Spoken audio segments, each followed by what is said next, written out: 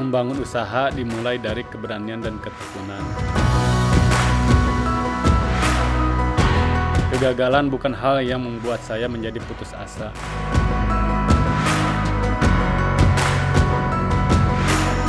Melainkan menjadi pelajaran berharga untuk awal kesuksesan.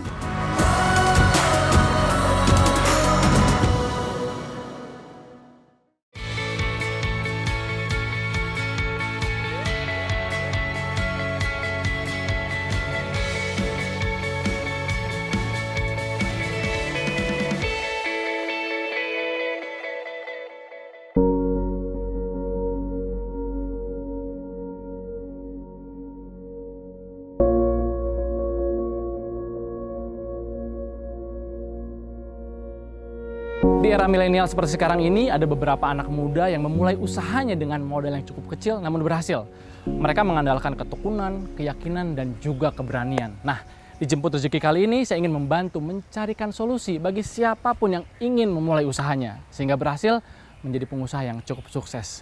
Dan kali ini di Desa Ciherang, di kawasan Dramaga Bogor, kita bisa melihat di sini banyak pembudidaya ikan hias dan kemudian dijadikan mata pencaharian. Dan saya pun akhirnya mendapatkan laporan dari tim bahwa ada seseorang yang punya kemampuan tersebut tapi tidak berani memulai usahanya. Saya jadi penasaran nih, kenapa orang tersebut belum berani memulai usahanya? Kalau gitu, kita langsung aja temui orangnya.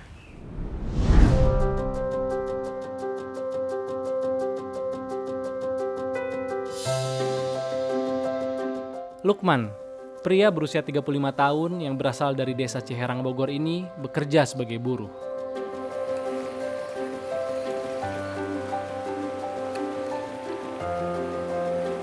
Anak keempat dari 6 bersaudara ini merupakan tulang punggung keluarga. Pengalamannya selama 3 tahun di bidang budidaya ikan yang dia dapatkan dari seorang dosen di salah satu universitas di Indonesia ternyata tidak membuat dia berani untuk memulai usaha.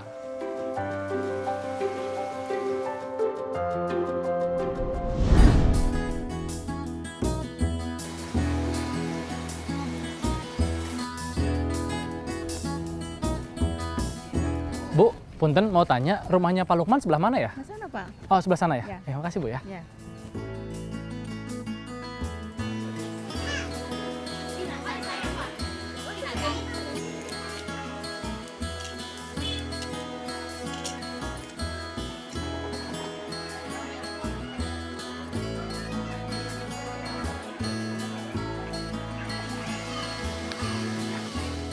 Halo, Pak Lukman ya? Iya, Mas. Saya Temi dari tim Jemput Rezeki. Iya.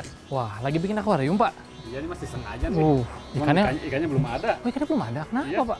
Saya belum berani, Mas. Modalnya juga belum ada.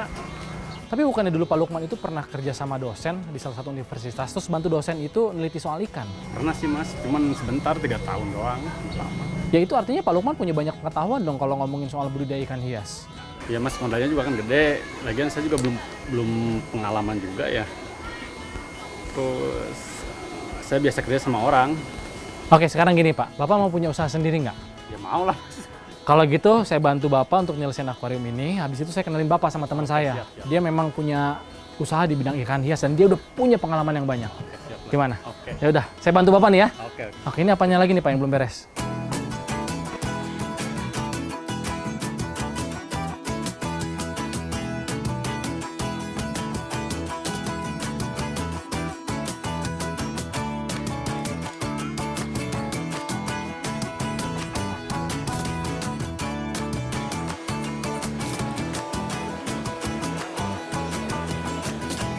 Pak. Kang? Sehat Kang? Udah lama ya nggak ketemu ya? Iya. Ini teman saya Pak Lukman. Oh, Wayan Kang Lukman. Pak Lukman, ini Kang Wayan, sahabat saya lama dan dia ini udah jagonya lah kalau kita bicara bisnis ikan hias. Bisa aja, bisa Jadi gini aja. Kang, Iya, iya. Pak Lukman ini pengen mulai usaha di bidang ikan hias. Oh. Bisa dibantu kali sama Kang Wayan. Justru itu yang saya tunggu. Kita ini kekurangan ikan, kalau ada model Kang Lukman ini kita seneng banget gitu kan. Karena apa? Kita kekurangan benih sampai sekarang Kang Temi. Oke, jadi Boleh. sampai pembelinya juga udah ada sebetulnya ya kalau kita bicara bisnis Ah. ikan hias ini tuh, Pak. Betul Kang Ya Temi. kan enak. Nah, Udah terbuka luas, terbuka banget. kalau soal modal nih, Kang, Ada koperasi kah buat simpan pinjam? Ya dari dulu selalu kan gitu. Pak saya pengen usaha, modalnya nggak ada. Kebetulan kita di sini punya kelompok Ya. Mina Satria Mandiri Kang Lukman. Kelompok ini sudah bisalah membantu teman-teman kita yang Pak saya pengen usaha tapi belum punya modal, kita bantu nanti dari sini. Tapi gini ya, memang kalau ngomongin soal bisnis sekarang tuh udah bukan waktunya lagi saingan bisnis buat gedein usaha sendiri. Kolaborasi supaya lebih enak, kalau ada masalah cari solusinya gampang, modalnya juga bisa tertanggulangi. Betul. Bahkan insya Allah sampai pasarnya ada, Pak. Nah, kalau udah kayak gini nih, Kang, langkah apa yang harus dilakukan sama Pak Lukman untuk pertama kali? Oh, biasanya pemula, pemula itu biasanya breeding. Kita beli indukan dulu, kita nanti siapkan akuariumnya, nah nanti baru kita bisa breeding, bisa ternak. Nanti ternak aja Kang Lukman. Nanti caranya bagaimana, nanti kita ajarin. Diajarin semuanya sama Kang Wayan. Ayo kita sampai ke sana aja. Ayo, silakan. Ayo Kang. Kita lihat-lihat dulu. Ayo, Pak. Farm saya nanti sebelah sana juga ada. Ayo.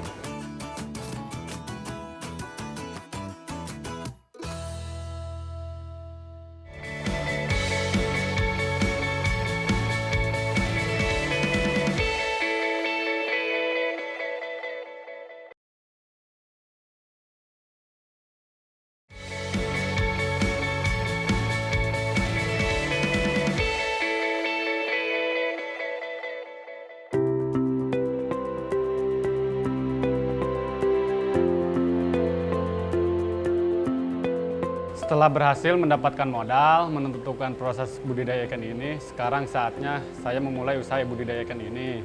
Dan dimulai dari langkah pertama.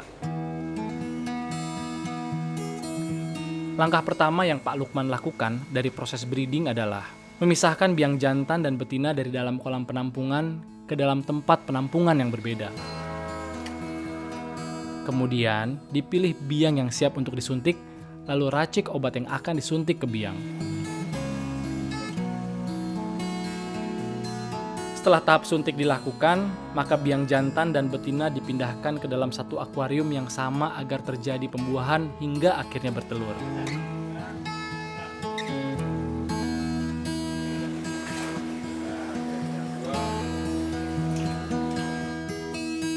Jangka waktu yang dibutuhkan dari tahap suntik hingga bertelur adalah 1 hari. Keesokan harinya yang harus dilakukan oleh Pak Lukman adalah memisahkan telur ke dalam beberapa akuarium.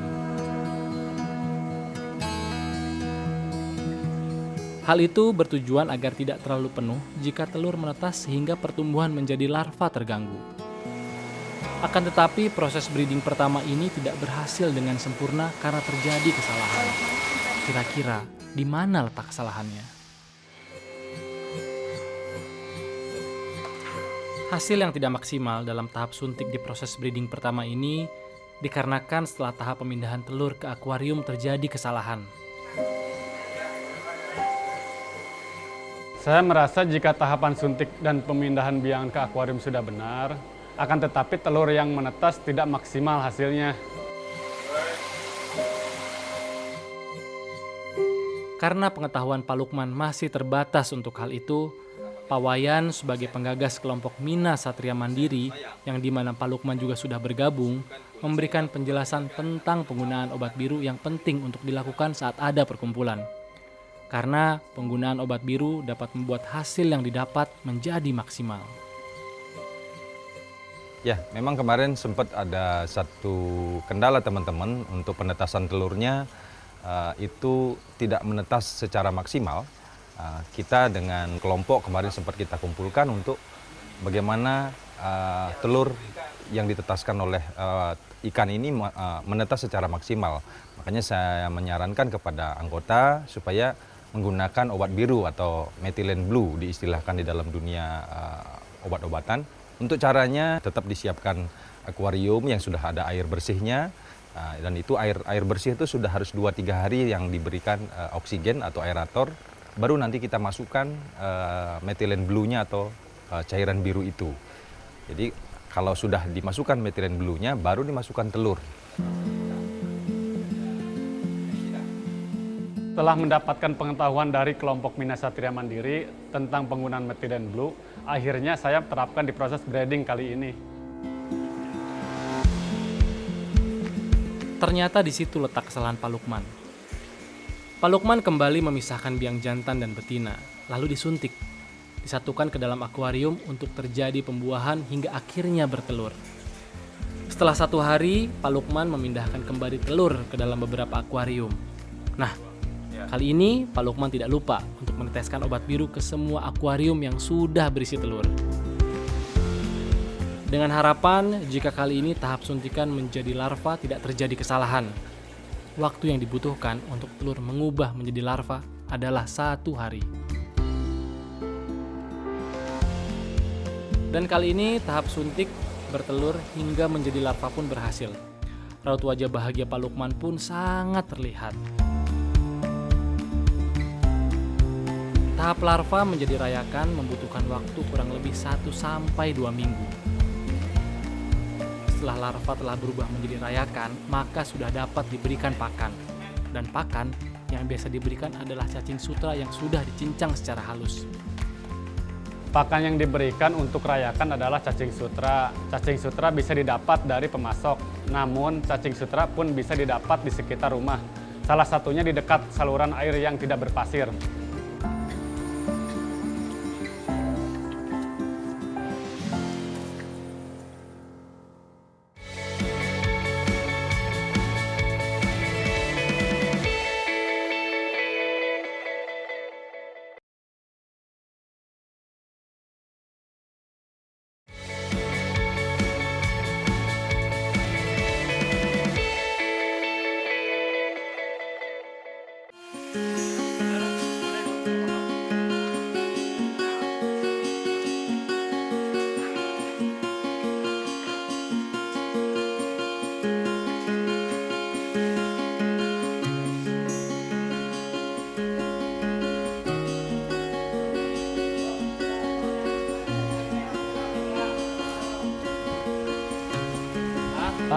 Pak, enggak? Pak Lukman. Wah, ini sih udah banyak banget Pak. Udah siap jual dong kalau ini. Alhamdulillah nih Mas, ini udah mulai panen ketiga. Alhamdulillah, ini udah panen ketiga ya? Ya, ini udah mulai banyak pesanan juga. Oke. Emang dari awal saya udah yakin Pak, waktu ketemu sama Pak Lukman itu memang punya bakat dalam budidaya ikan hias. Tuh lihat, Pak Lukman aja bisa, masa kalian nggak bisa sih? Jadi kalau kalian udah punya rencana kira-kira mau usaha apa, langsung aja aplikasikan. Yang namanya usaha itu tidak akan pernah mengkhianati hasil. Pak, sehat? Kang Mas. Oh, lagi apa nih Man? Lagi panen. Panen Pak katanya Pak. Oh iya, ikan yang kemarin banyak pesanan loh Man. Iya. Yang kemarin dibesarin Lukman itu banyak yang pesan. Jadi nanti Alhamdulillah. kita bisa gedein lagi lah nanti banyakin ya Kang Elmi. Gedein tuh maksudnya gedein lagi proses produksinya atau? Ya, sekarang kan gini, mereka Kang Lukman ini jual dari 15.000 dijual 10.000 yang kecil. Jadi Kecil, oke. Dibesarkan sama Kang Lukman. Oh. Jadi yang dibesarin kemarin itu ternyata luar biasa Man. Yang pesannya banyak sekali gitu loh. Besarin lagi Man nanti Man. Kita kembangin lagi nanti. Jadi memang proses kerjasama itu manfaatnya banyak ya Pak ya? Oh iya, iya. Ya itulah manfaatnya kalau kita kerjasama, tidak bisa hanya bisa kita jual kecil aja. Ya. Kalau dibesarkan kan jadi nilainya luar biasa kan? Betul. Gitu. Itu artinya kerja sama Pak Lukman, sama Mina Satria Mandiri dan modal usaha yang waktu itu dipinjamkan maksimal dong hasilnya Pak? Betul, makanya saya datang ke sini sekarang ke Kang Lukman mau nganterin ini nih Kang. Alhamdulillah. Yang kemarin dijual hasilnya luar biasa. Mantap, sukses. Semangat terus kita. Ya, selamat Pak.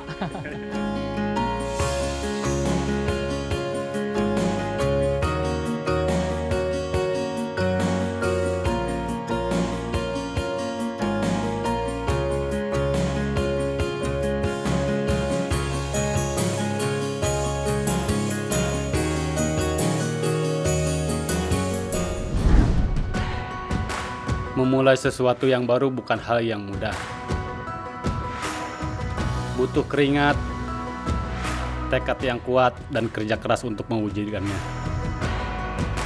Dengan memulai usaha ini, aku membuktikan tidak ada hal yang tidak mungkin. Kini telah kupetik hasil dari kerja keras dengan kesuksesanku. Rasa lelah dan keringat berubah menjadi sebuah kebahagiaan. Saat melihat senyum tulus terpancar dari keluarga kecilku.